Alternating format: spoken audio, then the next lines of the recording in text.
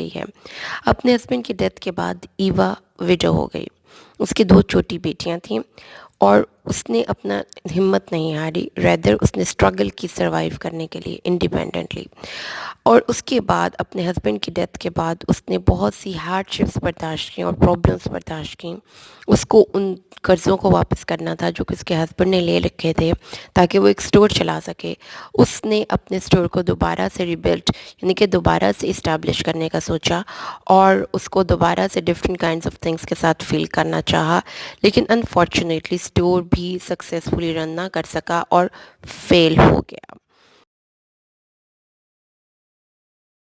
Eva کو پتا تھا کہ جو سرکمسٹانسز ہیں سوسائٹی کے وہ کیا ہیں۔ وہ جانتی تھی کہ money lenders, landlords, owners of factories اور ملز اور ایلیٹ کلاس کے جو مین ہیں وہ پور اور وڈوز سے شادی کر لیتے ہیں صرف ان کی بیوٹی کے لیے یا ان کی پراپرٹی کے لیے۔ جب ان کی بیوٹی اور یوتھ عورتوں کی ڈس اپیئر ہو جاتی ہے تو وہ پھر ان کو چھوڑ دیتے ہیں یا ڈائیورس دے دیتے ہیں اس طرح کی بری خاتون کو۔ اور وہ یہ سوچ رہی تھی، بالکل صحیح سوچ رہی تھی کہ ایلیٹ کلاس کے جو رچ مین ہیں وہ ینگ بیوٹیفل وومن جو کہ ویڈو ہوتی ہیں ان کو جینون ریزنز کی وجہ سے صرف ان سے شادی نہیں کرتے بلکہ ان کی لسٹ آف سیکس ہوتی ہے اور آؤٹ آف پٹی ان سے شادی کرتے ہیں۔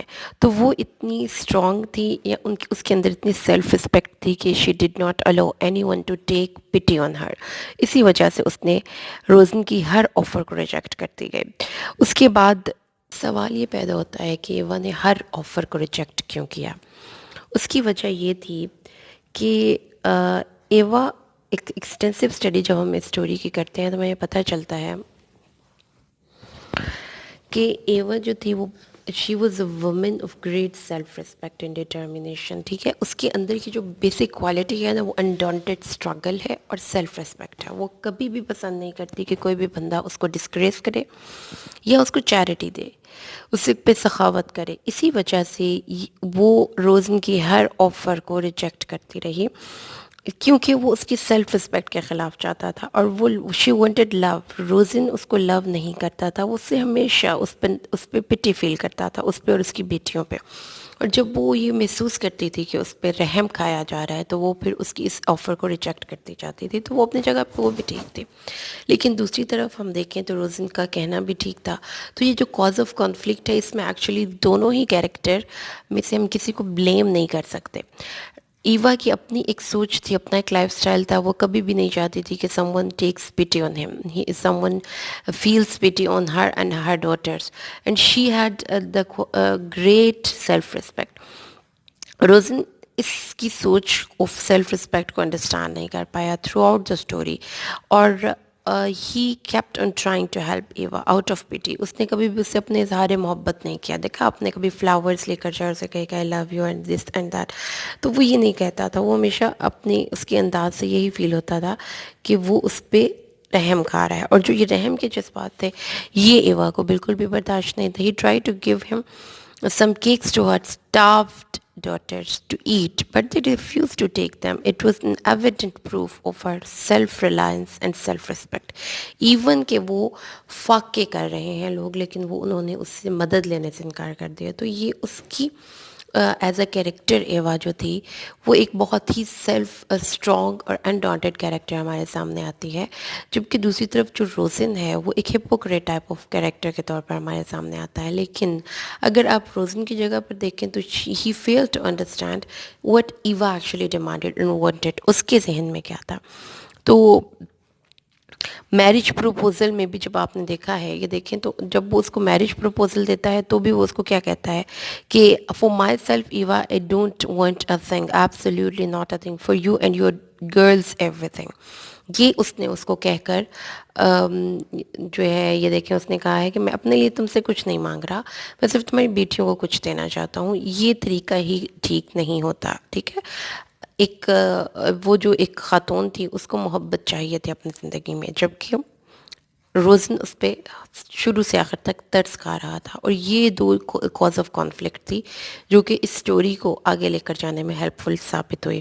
اور آخر کار ایک وقت آیا کہ اس نے اس کو بتایا کہ وہ چلی جائے اور وہ واپس نہیں آئے گا آخر کار.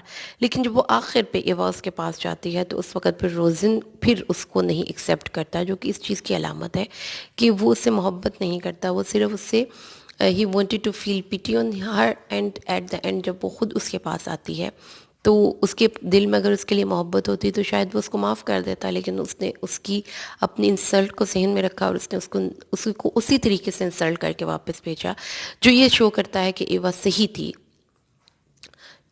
اس قسم کا جو ایک ایٹیٹیوڈ تھا شروع سے آخر تک روزن کا، وہ یہی شو کرتا تھا کہ وہ اس کی رسپیکٹ نہیں کرتا، وہ اس پہ ترس کھاتا ہے.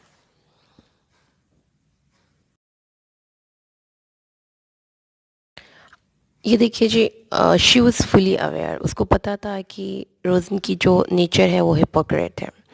روزنس کی انٹینشنس اس کو سپورٹ کرنے کی نہیں تھیں، بلکہ ایوا کی ذریعے اپنی پرسنل پلیئر اور ڈیلائٹ حاصل کرنا چاہتا تھا. یہ بہت کلیئر اور ایویڈنٹ تھا جب اس نے خود ہی یہ کہا کہ but even for a few years would be nice to have a little family. یعنی کہ وہ کہتا ہے کہ میں بیمار آدمی ہوں، اور لیکن چلو کچھ سالوں کے لیے میں ایک چھوٹی سی فیملی کے ساتھ رہ سکتا ہوں. اور it clearly showed that he had not lost love for Eva's daughter. اور اس کو یہ بھی شو ہو گیا تھا کہ اس سے ایوا کی بیٹیوں سے محبت نہیں تھی، وہ صرف ان پہ احسان کرتا تھا یا ان پہ پٹی فیل ترس کھاتا تھا. ایوا کے بارے میں اس کا لو صرف اور صرف سیکشول پلیئر کا تھا، اور ایوا نے بولڈلی اسے یہ کہا تھا کہ اس پر اور اس کی بیٹیوں پر بالکل بھی رحم نہیں کھانا چاہیے، کیونکہ اس کی ماں ابھی زندہ ہے. یہ ہپوکریسی فردر کنفرم ہوگی اینڈ آف دا سٹوری میں، جب کہ اس نے ایوا کو جب وہ خود اس کے پاس آئی تو اس کو انسلٹ کرنا شروع کر دیا اور اس کو ابیوز کرنا شروع کر دیا.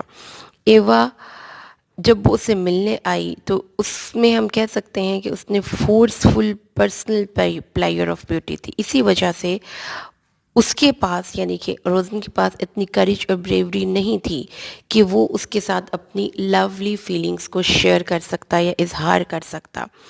اسی وجہ سے he went on requesting her for marriage at the cheapest level.